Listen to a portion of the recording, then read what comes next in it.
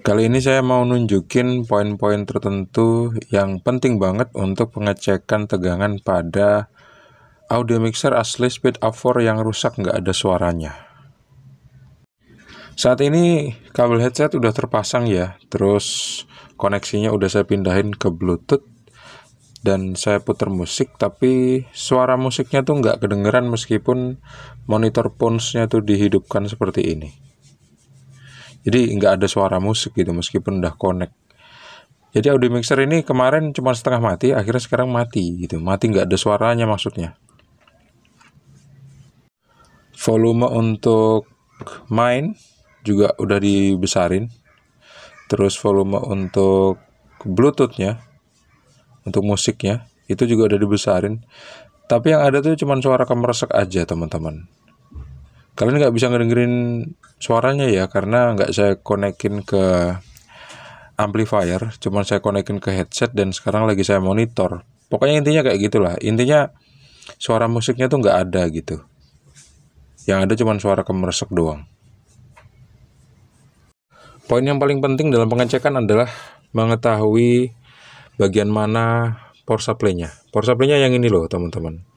Yang PCB kecil ini. Ini power supply, regulator, sekaligus inverter. Nah itu ada 3 fungsi gitu ya.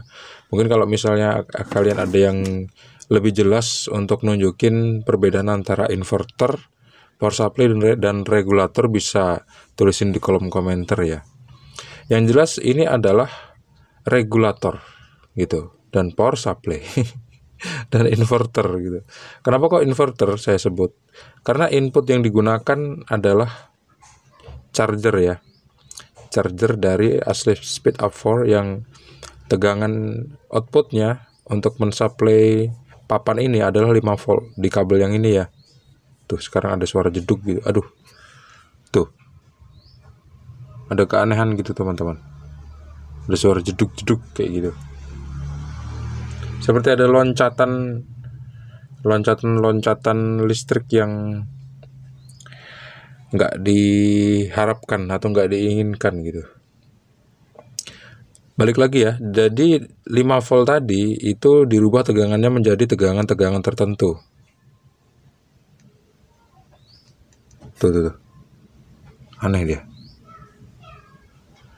Tegangan-tegangan tertentu seperti yang tertera di papan ini ya.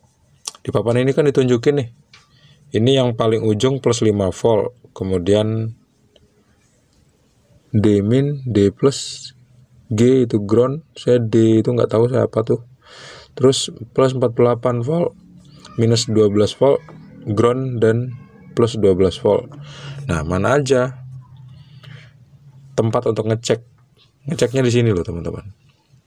Di setiap elko yang ada, elko-nya di sini ada 1, 2, 3, 4, 5, 6. 4 buah elko SMD, 2 buah elko biasa. Kalau bisa kita ngeceknya pakai ini nih, pakai osiloskop. Seperti ini ya. Nah, ini saya nggak terlalu mengkalibrasi osiloskopnya, karena saya cuma pengen ngelihat tegangannya aja, saya nggak pengen ngelihat gelombang. Karena avometer digital saya baterainya habis rupanya. Jadi saya nggak pakai avometer digital untuk ngecek tegangan. Tapi kita bisa menggunakan osiloskop ini untuk ngecek tegangan sampai kurang lebih 48 volt ya. Jadi masih aman lah. Satu kotak ini 5 volt, 2 kotak 10 volt, 3 kotak 15 volt, seperti itu. Dan seterusnya ya. Karena ini osiloskop yang mini banget dan tegangan yang dihandle itu sebetulnya nggak gede. Jadi kalau kita ngecek tegangan yang gede kayak 48 volt nggak usah lama-lama lah ya, daripada osiloskopnya rusak. Langsung ya kita cek. Sekarang kita cek yang elko ini ya teman-teman. Ini elko ini saya cek, saya tempelin di sini. Berapa muncul tegangannya? Kita lihat. Tuh. Muncul tegangan 12 volt minus ya. Garisnya ada di bawah. Ada di bawah titik tengah ini. Ini untuk teman-teman yang awam aja ya, yang pro. Bukan untuk yang pro nih, yang awam. Tuh. minus 12 volt. Ini biasa nggak connect, tangan saya kurang pas nancepin pinnya. Tuh, minus 12 volt. Sekarang coba saya pindahin ke atasnya ya. Di sini berapa tegangannya? Ternyata 0 volt, yang ini CT. Sekarang yang di sini ini ya, berapa volt? Tuh, plus 12 volt ya. Sekarang kita cek elko yang ini. Yang ini tegangannya berapa? Ternyata tegangannya 5 volt. Terus yang ini 48 volt ini. Kenapa kok saya bilang 48 volt meskipun nggak muncul di sini? Ya karena di sini cuma ada 4 kotak aja, kurang lebih 20 volt jadinya. Terus saya punya kesimpulan kalau misalnya tegangan di elko ini itu 48 volt karena elko ini ditulisin tegangan 63 volt, artinya tegangannya di bawah 63 volt. Yang paling mendekati adalah 48 volt. Jadi ini 12 volt, ini 48 volt. Sekarang kita cek elko yang ini berapa volt?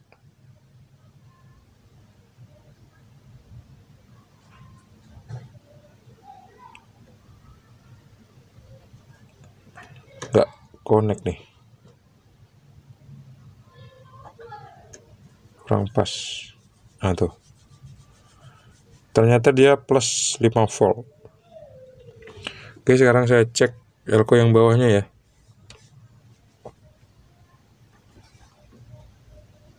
Oke, plus 5 volt juga. Nah, di bagian inverter, regulator atau power supply ini ternyata dalam keadaan baik-baik aja gitu. Tapi kok gelombangnya bentuknya kayak gitu bang, kayak gigi gergaji kayak gitu. Iya, udah dikalibrasi sih jadi gelombang yang kotak gitu. Jadi gelombang clock, ya, DC ya, DC clock. Tapi ya tetap aja dia balik lagi kayak gelombang gergaji kayak gini teman-teman. Ini ya, ini tanpa saya konekin kemana-mana, pro positifnya bentuknya tuh kayak gelombang gergaji gini. Jadi kalau misalnya saya coba ukur ke mana-mana juga dia tetap aja gelombang gergaji. Ya memang osiloskopnya kualitasnya cuma sampai segitu teman-teman. Ini aja saya tempelin ke ground tuh, masih ada gergaji-gergajinya kan. Tuh.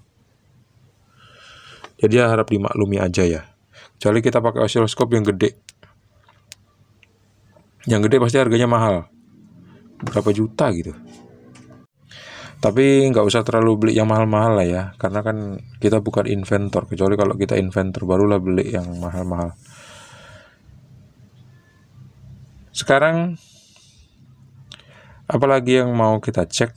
Kita pengen lihat kondisi fisik aja deh teman-teman.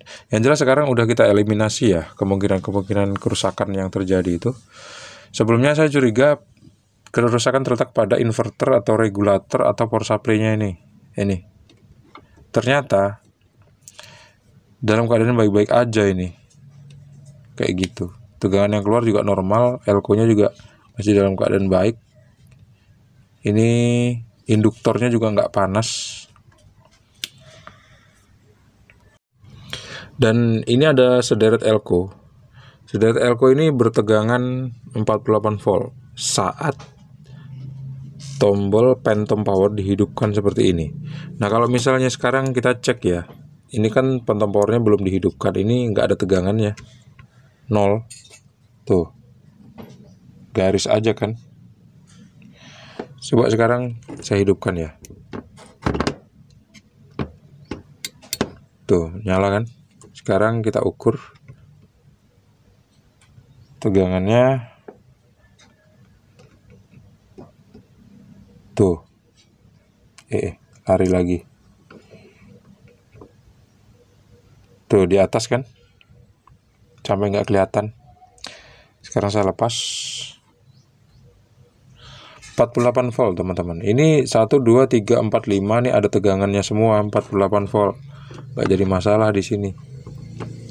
Sekarang yang jadi masalah adalah kenapa kok seluruh tegangannya hadir, di power supply hadir, di sini terukur 5 volt, di sini juga 48 volt saat phantom power yang dihidupin. Tapi kenapa nggak ada suaranya gitu? Apakah ada IC JRC 4558 yang rusak? Karena ini pakai IC JRC 4558 ya. Nih. Tuh kan. JRC 4558. Apakah ada yang rusak atau ada PCB yang putus gitu? Seperti yang kita lihat di sini nih kayak ada jamur gitu. Apa jangan-jangan ini putus? Ini putus juga. Coba kita lihat dari belakang ya.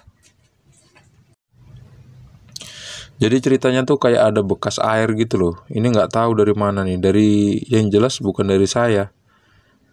Yang jelas waktu saya bongkar, dan saya adalah orang yang pertama kali bongkar ini dan udah saya videoin juga.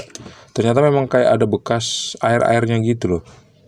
Nggak tahu ini. Mungkin dalam ekspedisi atau memang nggak lolos QC. Saya nggak tahu lah. Dan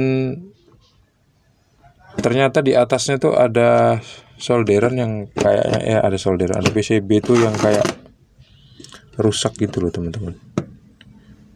Ada yang kayak bekarat gitu loh. Jangan-jangan ini yang rusak ya.